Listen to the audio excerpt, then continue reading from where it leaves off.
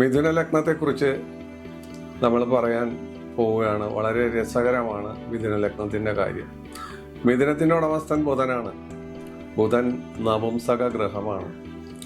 ബുധനെ സംബന്ധിച്ചിടത്തോളം നപുംസക ഗ്രഹമാണെങ്കിലും ബുധൻ്റെ ചില സ്ഥാന ത്യാഗം കൊണ്ട് മറ്റ് ഗ്രഹദോഷം എല്ലാം കത്തിച്ചു കളയാൻ ബുധന് ശക്തിയുണ്ട്.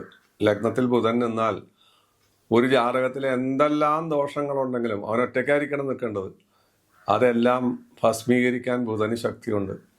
പക്ഷേ ബുധൻ നപുംസകമായതുകൊണ്ട് ബുധനെ സംബന്ധിച്ചിടത്തോളം ശരിയായ ഒരു വ്യവസ്ഥാപിതമായ ശക്തി അയാൾക്കില്ല. ആരുടെയെങ്കിലും കൂടെ കൂടിയാൽ അവരുടെ സ്വഭാവം വലിച്ചെടുത്ത് ഇയാൾ ബലവാനാവും. അത് ചീത്ത കൂട്ടുകെട്ടിൽ കൂടിയാൽ ചീത്ത, നല്ല കൂട്ടുകെട്ടിലാണെങ്കിൽ നന്മ. ചന്ദനം തൊട്ടാൽ ചന്ദനത്തിൻ്റെ സുഗന്ധം, മുരിക്കിൽ തൊട്ടാൽ മുരിക്കിൻ്റെ ഗന്ധം, ദുർഗന്ധം. ഇതാണ് ബുധൻ്റെ സ്ഥിതി, അതാണ് അവൻ്റെ പ്രത്യേകത. അപ്പോൾ ഈ മിഥുന ലഗ്നം എന്ന് പറയുന്നത് ബുധൻ്റെ ക്ഷേത്രമാണ് മിഥുനം. ആ ലഗ്നം അതിൻ്റെ പ്ലാനറ്ററി റൂളർ ബുധനാണ്. അപ്പം മിഥുന ലഗ്നക്കാരെ സംബന്ധിച്ചിടത്തോളം അവരുടെ പ്രത്യേകതകൾ ഞാൻ ഈ നേരത്തെ പറഞ്ഞ രീതിയിലാണ്. അവർ സുന്ദരന്മാരാണ്. ചുരുണ്ട മുടി, കറുകനാമ്പിൻ്റെ നിറം, അപാര ബുദ്ധിവൈഭവം, കണക്ക്, അതുപോലെ ചാർട്ടേഡ് അക്കൗണ്ടൻറ്റ്, എൻജിനീയറിങ്, ജ്യോതിഷം എന്ന് വേണ്ട പുസ്തകം എഴുത്തുകാർ, കലാകാരന്മാർ, ഇതുപോലെ ബുദ്ധിപരമായ ബൗദ്ധികമായ തലത്തിൽ എന്തെല്ലാം എത്തിച്ചേരാമോ അതെല്ലാം എത്തിച്ചേരുന്ന ഒരു ലഗ്നമാണിത്. പക്ഷേ ബുധന് മൗഢ്യം പാടില്ല. ഏറ്റവും കൂടുതൽ മൗഢ്യം വരുന്ന ഗ്രഹം ബുധനാണ്. കാരണം സൂര്യനുമായി അടുത്ത് സഞ്ചരിക്കുന്നു. രവി ബുധ യോഗ എല്ലാ പോലീസുകാർക്കും കാണും. എപ്പോഴും ബുധനും രവിയും അടുത്തടുത്തായിരിക്കും സഞ്ചരിക്കുന്നത്. അതുകൊണ്ട് തന്നെ ഒരു വർഷത്തിൽ അനേകം തവണ ബുധന് മൗഢ്യം വരും. ആ മൗഢ്യം വന്നാൽ ഇവൻ്റെ പവർ പോകും. പക്ഷെ സ്വക്ഷേത്ര ബലവാനോ മൂലത്രികോണത്തിൽ നിൽക്കുമ്പോൾ മൗഢ്യം വന്നാലും അയാളുടെ ഗുണം നഷ്ടപ്പെടുന്നില്ല എന്നുള്ളതാണ് പ്രത്യേകത. അപ്പോൾ നമ്മൾ അതിനെക്കുറിച്ചൊന്നുമല്ല പറഞ്ഞു വരുന്നത്. നമ്മൾ ലഗ്നത്തെക്കുറിച്ച് മാത്രമാണ് ഇവിടെ പറയുന്നത്. മിഥുന ലഗ്നം എന്താണ്, എങ്ങനെയാണെന്നെല്ലാമാണ് നമ്മൾ പറയുന്നത്. അപ്പോൾ ഇവരെ സംബന്ധിച്ചിടത്തോളം ഇവരുടെ ആ സ്വഭാവങ്ങൾ, രീതി, അപ്പോൾ ലഗ്നത്തെക്കുറിച്ച് നമ്മൾ നേരത്തെ പറഞ്ഞ രീതിയിൽ ഒരു അതിൻ്റെ 12 ഭാവമാണ് ഒരു മനുഷ്യനിൽ ഗുണമായും ദോഷമായും കീർത്തിയായും മൂർത്തിയായും ഒക്കെ പ്രശോഭിക്കുന്നത്. അതാണ് നമ്മളുടെ വിഷയം. ചെറിയ വിഷയമാണെങ്കിലും വളരെ ബുദ്ധിമുട്ടുള്ള ഒരു വിഷയമാണിത്. അപ്പോൾ ബുധനെ സംബന്ധിച്ച് കുജൻ, രവി, ഗുരു എന്ന് വെച്ചാൽ വ്യാഴമാണ്. ഇവർ പാപന്മാരാണ്. അതിന് കാരണമുണ്ട്. കേന്ദ്രാധിപത്യ ദോഷമുണ്ട്, 6ാം ഭാവാധിപത്യം, 3ാം ഭാവാധിപത്യം, അങ്ങനെയൊക്കെയുള്ള 12ാം ഭാവാധിപത്യം, അങ്ങനെയൊക്കെയുള്ള കാര്യങ്ങൾ വരുമ്പോഴാണ് ഈ പാപത്വം വരുന്നത്. ഈ 3 ഗ്രഹങ്ങളുടെ മിഥുന ലഗ്നത്തിന് കുജന്റെ ദശയും ആദിത്യന്റെ ദശയും വ്യാഴത്തിന്റെ ദശയും വേണ്ടത്ര ഗുണം തരില്ല. 100 എന്നുള്ളിടത്ത് 50 കുറഞ്ഞു പോവും. അതാണ് അതിൻ്റെ പ്രത്യേകത. ഈ ദോഷം എന്ന് പറഞ്ഞാൽ അത് ദോഷം അല്ലെങ്കിൽ വേറെ കുഴപ്പമൊന്നുമല്ല, വേണ്ടത്ര ഗുണം തരുന്നില്ല എന്ന് മാത്രമേ ഉള്ളൂ. അതിൻ്റെ കാര്യം അതാണ്. പിന്നെ ഈ മിഥുന ലഗ്നക്കാരെ ആരാധിക്കേണ്ട ദൈവം ഏതാണ്? ഗണപതി, ഭഗവതി, ശിവൻ എന്നുള്ളിടത്ത് ശാസ്താവും ഒക്കെ വരാം. അവരാണ് 5ഉം 9ഉം ഭാവം കൊണ്ട് പ്രധാനമായിട്ട് ഇവർ ആരാധിക്കേണ്ടതായ ദൈവം. അപ്പോൾ ബുധനെ സംബന്ധിച്ച് യോഗങ്ങളൊക്കെ തരുന്ന കാര്യങ്ങളും ബുധന്റെ പ്രത്യേകതകളെ കുറിച്ചൊക്കെ പല എപ്പിസോഡിലും നമ്മൾ പറഞ്ഞത് ഇവിടെ പറഞ്ഞാൽ ആവർത്തന വൈരസ്യം കൊണ്ട് ബോറടിക്കും. അതൊന്നും പറയുന്നില്ല, അത് പറയേണ്ട കാര്യമില്ല. അതെല്ലാം മുൻ എപ്പിസോഡ് മറിച്ച് നോക്കുക. ബുധനെക്കുറിച്ചൊക്കെ വളരെ കാര്യഗൗരവമായിട്ട് നമ്മൾ പറഞ്ഞിട്ടുണ്ട്. അപ്പോൾ ലഗ്നം എന്നുള്ള മിഥുനത്തിൻ്റെ ഭാവം കൊണ്ട് ബുധൻ തരുന്ന പ്രത്യേകതകൾ പറഞ്ഞു കഴിഞ്ഞാൽ മിഥുനത്തിൻ്റെ ആ ലഗ്നഭാവം കൊണ്ടുള്ള കാര്യങ്ങൾ പറഞ്ഞു. ചുരുണ്ട മുടിയും അവരുടെ സ്വഭാവങ്ങളും സൂത്രശാലിയായ രീതികളും മറ്റു കാര്യങ്ങളും. എന്നാൽ മറ്റുള്ളവരോട് കൂടുമ്പോൾ ആരോട് കൂടുന്നു അവരുടെ സ്വഭാവം ഉൾക്കൊള്ളുന്ന സ്വഭാവമൊക്കെ അവർക്കുണ്ടാവും. സൂത്രക്കാരായിരിക്കും അവർ. 2ാം ഭാവം കർക്കിടകമാണ്. അത് ചന്ദ്രൻ്റെ ക്ഷേത്രമാണ്. അവർ തമ്മിലൊക്കെ ശത്രുതയുണ്ട്. അച്ഛനും മകനും ഒക്കെ ആണെങ്കിലും അവർക്ക് ശത്രുത ഉണ്ടെങ്കിലും ഈ കർക്കടകം ധനസ്ഥാനം, 2-ാം സ്ഥാനം വാക്കിന്റെയും വാചകത്തിന്റെയൊക്കെ സ്ഥാനമായിട്ട് വരുമ്പോൾ കച്ചവടക്കാരും ധനവാന്മാരും അതുപോലെ ഭക്ഷണപ്രിയരും നല്ല സന്താന സൗഭാഗ്യമുള്ള ആളുകളായിരിക്കും ഇവരുടെ സംസാരത്തിൽ വീണു പോകും നമ്മൾ. ഇവര് വർത്തമാനം പറഞ്ഞ ആളുകളെ പറ്റിക്കും. അവരുടെ ഭാഗ്യ ദൗർഭാഗ്യങ്ങൾക്ക് കയറ്റിറക്കങ്ങൾ ഉണ്ടാവും. ചന്ദ്രൻ ബലവാനാണെങ്കിൽ കറുത്ത പക്ഷത്തിലും വെളുത്ത പക്ഷത്തിലും വിവിധ തരത്തിലുള്ള ബലങ്ങളാണ് തരുന്നത്. കറുത്ത പക്ഷത്തിലെ ചന്ദ്രൻ തരുന്ന ബലമല്ല വെളുത്ത പക്ഷത്തിൽ തരുന്നത്. അപ്പൊ ആ കയറ്റിറക്കം അവിടെ വന്നുകൂടും. ഇനി ഇതിന്റെ 3-ാം ഭാവം ചിങ്ങമാണ്, സഹോദര സ്ഥാനമാണ് 3-ാം ഭാവം എന്ന് ജ്യോതിഷക്കാർ പറയും. പക്ഷെ അത് മാത്രമൊന്നുമല്ല, ഒരുപാട് കാര്യങ്ങളുണ്ട്. അപ്പൊ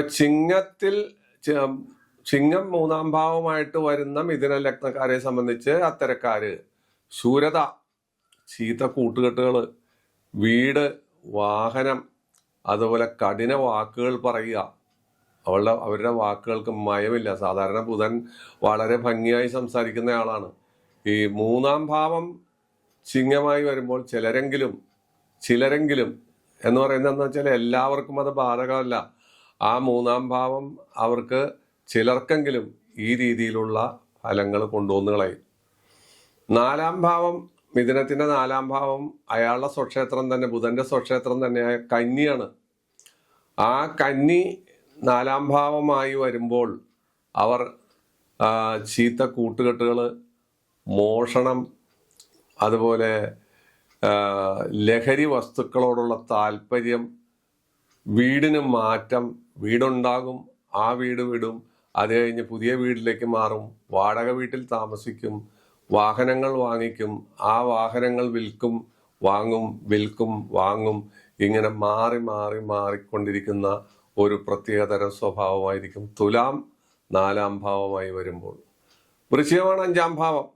5-ാം ഭാവത്തിനും 4-ാം ഭാവത്തിനും മനസ്സിന്റെ ആധിപത്യം വരുന്നുണ്ട്. 2 ഭാവം കൂടി ചിന്തിക്കണം. പുത്രസ്ഥാനമാണത്. അപ്പോ പുത്രസമ്പത്തിന് അല്ലെങ്കിൽ പുത്രീ സമ്പത്തിന് ദൂഷ്യങ്ങൾ വരിക.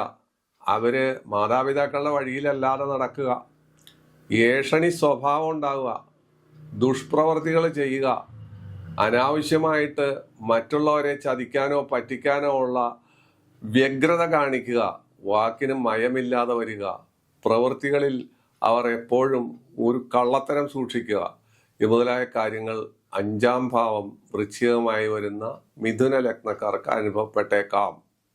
മാറ്റങ്ങൾ വരുന്നതെന്ന് പറഞ്ഞാൽ വ്യാഴത്തിന്റെ സാന്നിധ്യം വരാം, ശുക്രന്റെ ദൃഷ്ടി വരാം. ഇങ്ങനെയൊക്കെ വരുമ്പോൾ ഈ ഫലം അപ്പാടെ മാറിപ്പോവും. ഈ പറഞ്ഞതും ഇതും തമ്മിൽ യാതൊരു ബന്ധമില്ലാതെ വരും. അത് ഓർത്തിരിക്കണം. അങ്ങനെ ഒരു കാര്യം ഈ ശാസ്ത്രത്തിനുണ്ട്. പറയുന്ന കാര്യങ്ങൾക്ക് വ്യത്യസ്തത വരുന്നത് എങ്ങനെയെന്ന് വെച്ചാൽ ഈ പറയുന്ന ദൃഷ്ടികളും മറ്റ് പ്രശ്നങ്ങളുമാണ്. തന്നെയല്ല, നിൽക്കുന്ന ബുധൻ, ലഗ്നാധിപൻ ബുധനാണല്ലോ, ആ ബുധൻ നിൽക്കുന്ന സ്ഥാനത്തെയും കൂടി നമ്മൾ ആശ്രയിച്ചു വേണം കൃതകൃത്യതയോടുകൂടി ഫലം പറയാൻ. ഇവിടെ കൃതകൃത്യതയില്ല, ജനറലായ ഫലമാണ് പറയുന്നത്. ധനു 7-ാം ഭാവമാണ്. 6-ാം ഭാവം വൃശ്ചികമാണെങ്കിൽ 7-ാം ഭാവം ധനു വ്യാഴത്തിന്റെ ക്ഷേത്രമാണ്. പക്ഷെ എന്താ വെച്ചിട്ട് കാര്യമില്ല. വ്യാഴവും ബുധനും തമ്മിലുള്ള ശത്രുതകളും മറ്റു കാര്യങ്ങളും, ദുഷ്ട സ്വഭാവങ്ങൾ, അതുപോലെ കലഹശീലം, പൊതുജന മധ്യത്തിൽ അവർ പ്രസിദ്ധരാകും. പക്ഷെ അട്ടിമറികളും തിരിമറികളും പണാപഹരണങ്ങളും അതുകൊണ്ടാവുന്ന ദുഷ്പേരുകളും അവിടെ പ്രസക്തമായി വരും. ഭാര്യ-ഭർത്തൃബന്ധം വഷളാകും. ഭാര്യ-ഭർത്തൃബന്ധം ഒന്നിലധികം ഭാര്യമാരെ സ്വീകരിക്കുകയോ ഒന്നിലധികം ഭർത്താക്കന്മാരെ സ്വീകരിക്കുകയോ രഹസ്യ കാമുകന്മാരോ രഹസ്യ കാമുകിമാരോ ഉണ്ടാകാനുള്ള സാധ്യത അവിടെ വരാം.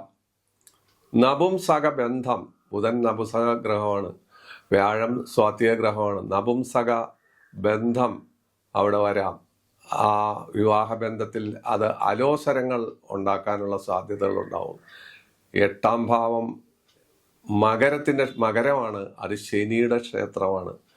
പക്ഷേ ശനി ബുധനോട് വേറെ കുഴപ്പങ്ങളൊന്നും ഇല്ലാത്ത കാരണം വിദ്യ, വിനയം, സൽസ്വഭാവം, അല്പസ്വല്പം മലസത, മടി, ലഹരി വസ്തുക്കളോടുള്ള ആസക്തി, അതുപോലെ തന്നെ പല കാര്യങ്ങളിലും അവർ പ്രയത്നശാലികളായി അവരുടേതായ സാമ്രാജ്യം കണ്ടെത്താൻ ശ്രമിക്കുക, ആയുസ്സിന് ദൈർഘ്യമുണ്ടാകുക, ആരോഗ്യപരമായ കാര്യങ്ങളിൽ അവർ തളരാതെ മുന്നോട്ട് പോവുക, രോഗങ്ങളും ദുരിതങ്ങളും വന്നാലും അത് പെട്ടെന്ന് ശമിക്കുക മുതലായ കാര്യങ്ങൾ അഷ്ടമം മകരമായി വരുന്ന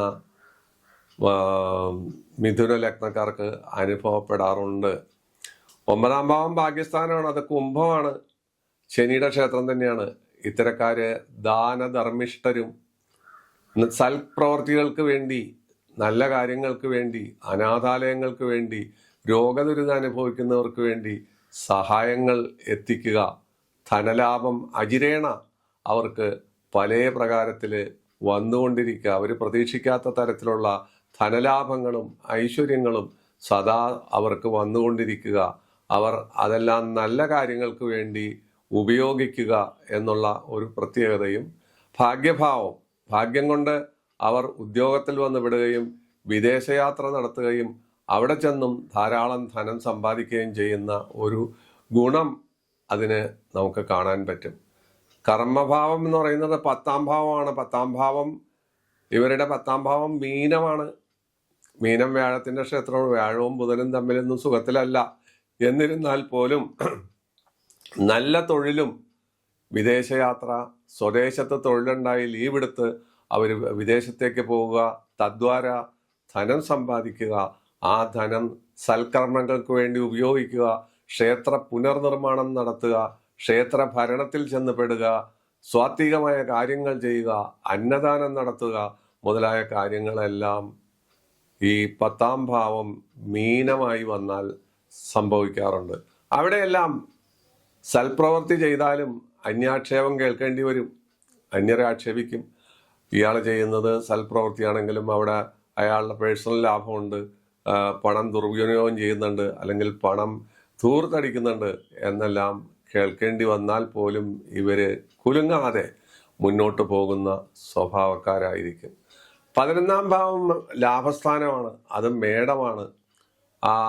അവരെ സംബന്ധിച്ചിടത്തോളം അവര് എത്ര ധനം കിട്ടിയാലും മതിയാകാതെ സ്വന്തം നാട്ടിലുള്ള തൊഴിലിനെ ലീവ് എടുത്തോ അല്ലെങ്കിൽ അതിനെ ഉപേക്ഷിച്ചോ വിദേശത്ത് പോവുക. വിദേശത്ത് പോയിട്ട് വലിയ തൊഴിലിലെല്ലാം വന്ന് പെടുക. ലാഭം നേടാൻ വേണ്ടി അവരേത് മാർഗവും സ്വീകരിക്കുക. അവർ തൊടുന്ന സ്ഥലങ്ങളെല്ലാം ലാഭത്തിൽ കലാശിക്കുക. ലാഭത്തിന് കുറവ് വരാതെ അതെല്ലാം സമ്പാദിച്ച് അടുത്ത തലമുറയ്ക്കും പിന്നത്തെ തലമുറയ്ക്കും ഉതകത്തക്ക രീതിയിൽ സൂക്ഷിക്കുക. ഇതെല്ലാം അവരുടെ സ്വഭാവമായിട്ട് വരും. 12ാം ഭാവം വരുന്നത് ഇടവമാണ്, അത് ശുക്രന്റെ ക്ഷേത്രമാണ്. അയാള് ശുക്രൻ ബുധനുമായിട്ട് വലിയ കുഴപ്പങ്ങളൊന്നുമില്ലാത്ത ആളാണ്. അപ്പോൾ ഭൂമിലാഭം, ധനലാഭം, നല്ല ഭാര്യ ഭർത്തൃബന്ധം, നല്ല സന്താന യോഗം, അതുപോലെ ഭാഗ്യം, ഐശ്വര്യം, പ്രതാപം, സൽപ്പേര്, അതുപോലുള്ള ഒരുപാട് കാര്യങ്ങൾ 12ാം ഭാവം വ്യയസ്ഥാനം, ചെലവ് എൻ്റെ സ്ഥാനമാണ്. ഒരുപാട് ധനം ഈ കാര്യങ്ങളിൽ അവർ സമ്പാദിച്ചാലും അതെല്ലാം പല വഴിക്ക് ചെലവാക്കി തീർക്കുക എന്നുള്ളൊരു സ്വഭാവവും കൂടി ശുക്രന്റെ ക്ഷേത്രമായ ഇടവം മിഥുനത്തിന്റെ 12ാം ഭാവമായി വരുമ്പോൾ അനുഭവപ്പെടാറുണ്ട്. ഇതെല്ലാമാണ് മിഥുന ലഗ്നത്തിന്റെ വേഗത്തിൽ പറയാവുന്ന ഏകദേശ കാര്യങ്ങൾ. വളരെ വേഗത്തിൽ നമ്മൾ പറഞ്ഞു പോവാണ്. അല്ലാണ്ട് ഇത് വളരെ ചുരുക്കി ചുരുക്കി ചുരുക്കി ഇങ്ങനെ നിർത്തി ഓരോന്ന് വിശദീകരിച്ചാൽ ഒരുപാട് സമയമെടുക്കും. അപ്പൊ ഏകദേശ ചിത്രമാണ് നമ്മൾ ഈ വരച്ചിട്ടത്. ബുധനെ സംബന്ധിച്ചിടത്തോളം അതിന്റെ ദൈവത്തെക്കുറിച്ച് ഞാൻ പറഞ്ഞു. ശ്രീരാമൻ, ഹനുമാൻ, അവരൊക്കെ, ശിവൻ, അതുപോലെ ശാസ്താവ്, ഇതൊക്കെ നമുക്ക് അവരെയൊക്കെ ആരാധിക്കാം. പിന്നെ ഈ ലഗ്നക്കാരെ സംബന്ധിച്ചിടത്തോളം അവര് ബുധന്റെ സ്തോത്രം ജപിക്കുന്നത് വളരെ നല്ലതാണ്. ബുധന്റെ നിലയനുസരിച്ച് ചിലപ്പോൾ മൂകാംബികാ ദേവി വന്നു പെടാം. ഇങ്ങനെയൊക്കെയുള്ള കാര്യങ്ങളുണ്ട്. അതെല്ലാം നമ്മൾ ഓർത്തിരിക്കണം. അതെല്ലാം പറഞ്ഞാലും ബുധൻ സൗമ്യനായ ഗ്രഹമാണ്. ബുധൻ സൂത്രക്കാരനാണ്. അവര് സൂത്രക്കാരായിരിക്കും, അവര് സൗമ്യന്മാരായിരിക്കും. അവരുടെ മനസ്സ് കാണാൻ ഒരാൾക്കും പറ്റില്ല. ഈ മിഥുന ലഗ്നത്തിന്റെ മനസ്സ് എന്താണ്, അവരെന്താണ് മനസ്സിൽ ഉദ്ദേശിച്ചിരിക്കുന്നത് എന്ന് കാണാൻ ഒരാൾക്കും പറ്റില്ല എന്നുള്ളതാണ് ഏറ്റവും വലിയ സത്യം. അവരേതു തരത്തിൽ ചലിക്കും, അവരെങ്ങോട്ട് പോകും, അവരെന്ത് ചെയ്യും എന്നൊന്നും നമുക്ക് കൃത്യമായി പറയാനും പ്രവചിക്കാനും ഒരിക്കലും പറ്റില്ല. അതെല്ലാം ആ വ്യക്തിയുടെ ഗ്രഹനിലയിൽ ബുധന്റെ നിൽപ്പും മറ്റുള്ളവരുമായിട്ടുള്ള കൂട്ടുചേരലുകളും ആസ്പദമാക്കിയേ നമുക്ക് കൃത്യമായ പ്രവചനം നടത്താൻ പറ്റും. ഇതാണ് മിഥുന ലഗ്നത്തിന്റെ ഒരു ചെറിയ സംക്ഷിപ്ത വിവരണം. ഈ വിവരണം ഇവിടെ അവസാനിപ്പിക്കുകയാണ്. വീണ്ടും നമുക്ക് ഇതുപോലെ ഓരോ ലഗ്നത്തെയും നമുക്ക് ചെറുതായി അനലൈസ് ചെയ്ത് മുന്നോട്ട് പോകാം. തൽക്കാലം ഇവിടെ നിർത്തുന്നു. നന്ദി, നമസ്കാരം.